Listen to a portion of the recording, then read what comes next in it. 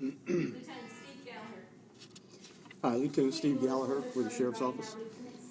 I'm here today to announce an arrest in the murder investigation of Michael Horn, a 25-year-old black male. On Monday night at approximately 7:25 p.m., the murder occurred in the 9500 block of Neal Drive. Officers responded to the scene and located Michael Horn on a nearby porch, suffering from a single gunshot wound to his hip. He was transported to the hospital where he died from his injuries. According to Mr. Horn's girlfriend, they were sitting in a vehicle together in the 9500 block of Neal Drive when Mr. Horn was shot during a robbery attempt. She said that they were parked and that the suspect walked up to her, or to him, put a pistol to him, and said, "Give it up." Mr. Horn's girlfriend, along with other witnesses at the scene, saw an unknown male in the neighborhood that day, and they also saw a vehicle driving throughout the neighborhood, and they provided descriptions for that.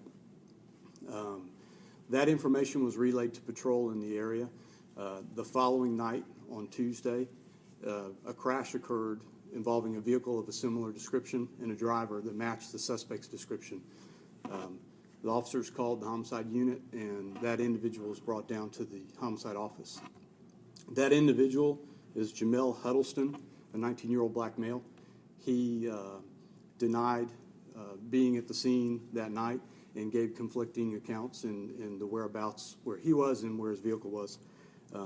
During the interview and the investigation, they discovered that Huddleston was wanted for a burglary to a residence from April.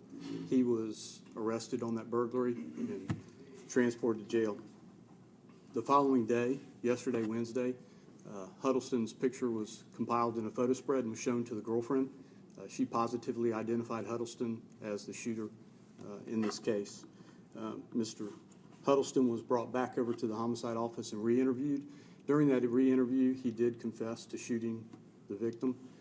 Details of that interview can't be released at this time, as we still have 2 to 3 other individuals that were seen in the car the day of the murder that we still would like to interview in reference to this case. At this time, Jamel Huddleston has been charged with 1 count of murder, and I can try to answer any questions.